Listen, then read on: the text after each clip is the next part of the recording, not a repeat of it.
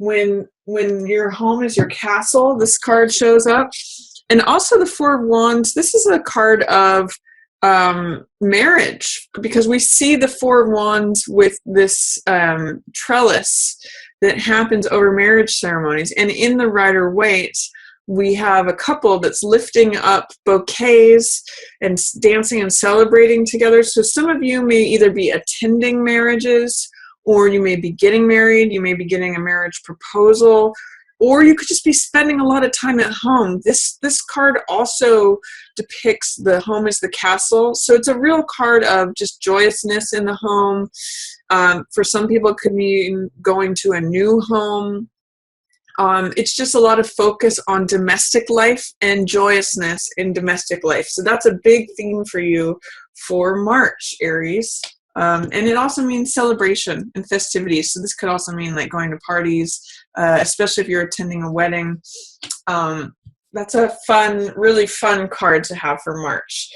This is the card that's in shadow. So this is Jack of Wands, and Jack of Wands is usually very much like you, Aries. This is Jack of Fire, and you're a fire sign, so it's bold, enthusiastic, daring. It can go over into the cocky side or being reckless, but he is not afraid of anything, and he goes in head first.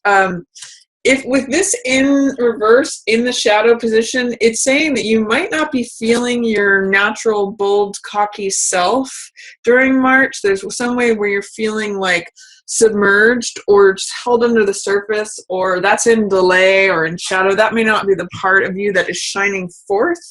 I'm actually getting the sense with this card, Two of Wands, this is your highlight card, that partnership is highlighted, receiving help from others, not necessarily feeling like you have to go fight everything. I'm actually getting that, knights tend to fight and joust and prove their worth through engagement of conflict, whereas Two of Wands does it through diplomacy. They actually experience their own boldness, their own power through receiving help. This is the person who climbs the mountain. He's got the whole world in the palm of his hands, and the world is his oyster. So I actually get the sense that whatever you felt like in the past, you've had to fight it out, and it's you versus the world, and I have all this energy to go adventure and be bold and be daring and take on the world.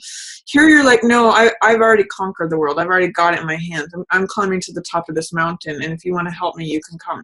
So it's a little bit different of a mentality. And I like this. I like this as the highlight for you, Aries. This guy, he experiments a lot. This guy experiments, and he says, I'm ready to go. I'm willing to go do this, but he sometimes overdoes it, and this can sometimes come up as anger. But I would say one of the things that both of these cards have in common is confidence and boldness. And so that's a very common Aries trait anyway. I get the sense of having to fight is passing away for you. That's what's in shadow. That's what is your normal self, is being kept under the surface here. What's highlighted is receiving help, getting your goals accomplished by conquering that mountain. And here's the Sherpa who's showing up. It's partnership again. And also, by the way, this could be a romantic partnership. This could be like an employee who's helping you out. This could be a friend. This could be a family member. Any two energy. It doesn't necessarily have to be romantic. It can often be like this could be a spouse, especially if you've got this marriage energy going on or partnership. It doesn't have to necessarily be marriage. It could just be committed partnership. But this is highlighted as well, and this is your central card. So you may be going into business perhaps with your significant other, or it can show up in a number of different ways. And it looks like it can happen really quick. Before I get to this card, I want to talk about this one. This is what's passing away, and this is good because Eight of Swords has to do with feeling stuck, feeling in victim mentality. It can be a set of beliefs that aren't serving you. Swords always represent thoughts and ideas and beliefs. So this means letting go of those in the reverse. And in the passing away position, You'll be letting go of a belief system that keeps you ensnared, keeps you trapped, keeps you cut off from your own personal power. The progression from this to this, these are completely antithesis of one another. She is victim mentality, believes she has no power, and this person says, I have the power right here in my hand. It's within me. It's my own. I'm connecting with my own personal power. I'm bold. I'm confident. I can take on the world. So this is passing away for you in March, Aries. Whatever old beliefs are saying to you, I can't do it. I don't have the capability. I don't know how. It's not up to me. I'm powerless. I'm a victim. I can't. This is saying I can. And I'm already here. And not only I can, but I am doing it. Watch me do it. So this too, lots of fire energy here. All of these cards are fire except this one. So enthusiasm, motivation, happiness, joyfulness, celebration. And this means it can go fast. This means you may transition very quickly from this to this. It also means that whatever domestic stability you're getting is going to fuel you to your goals happening very quickly. It's almost like once you establish the stable base, Aries, this is 80 to 90% lined up. This means the water boils very quickly and you come into your own personal power with help. And this is achieving your goals. So it's almost like when you establish that firm base to work from, stuff happens really fast for you in March is what I'm seeing. So attend to whatever's going on at home. Enjoy that. It's a wonderful, beautiful card. And then it can start happening very quickly that these goals, you start conquering those mountains. This is like, I've got my house in order. Now things are happening really fast. I can go climb that mountain.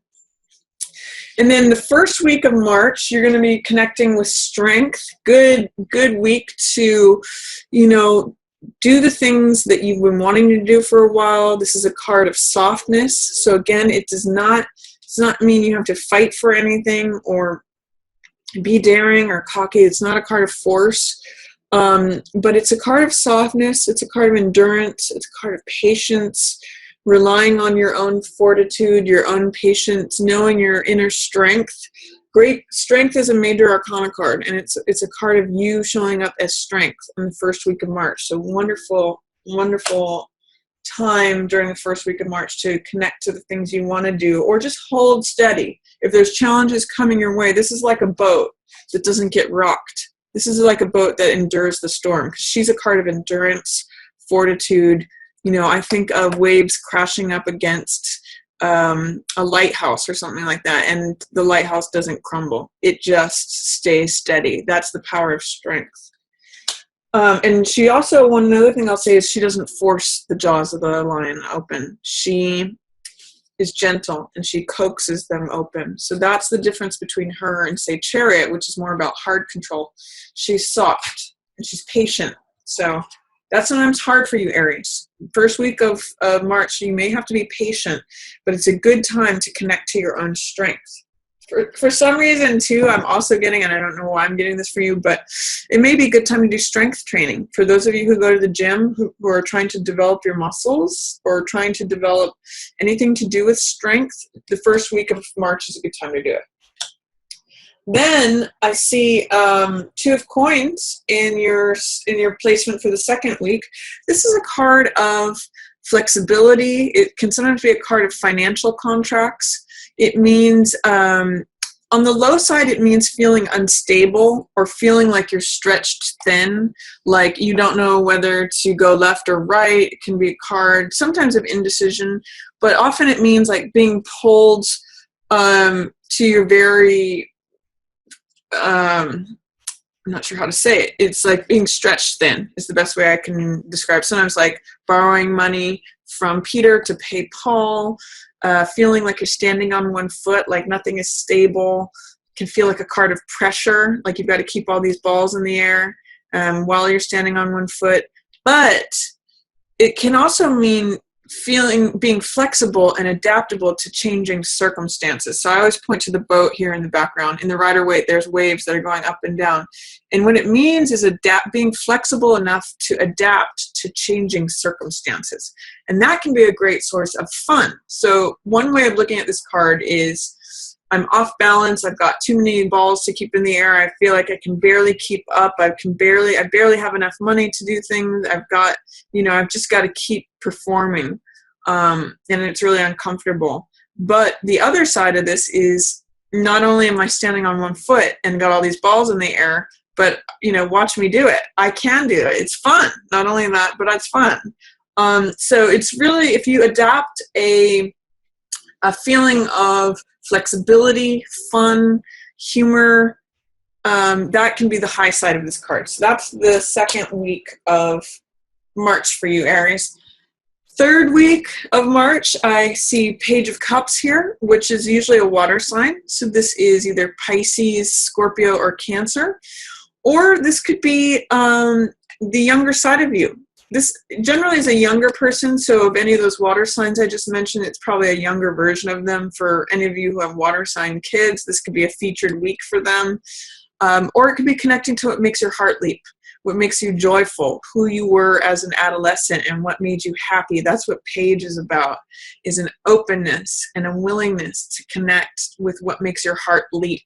So if there's anything that you have been keeping on the back burner or saying, I'll wait till someday to do it, third week of March is a good time to do it, Aries, as well as keep a focus with those who are water signs in your life. They're going to be showing up for you in third week especially. And then the end of March, you're ending some kind of cycle. Remember what we talked about here with this card, Eight of Swords? Swords are thoughts. And these are thoughts that encircle you, keep you trapped. When it's up to 10 swords, it ends up like draining the life force out of you. This card I sometimes call negative thinking.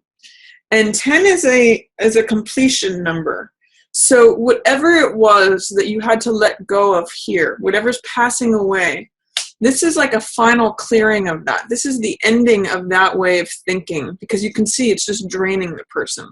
And I also call this card, sometimes it's darkest before the new dawn. This card can also be called bottoming out. I always call this card releasing of negative thinking, because these are all beliefs that are not serving the person clearly. They're draining the person, and they're actually killing this person. So sometimes you have to go down to the very bottom of thinking a certain way before you adopt a new version. And I'm going to say it's really having to do with this letting go of victim mentality.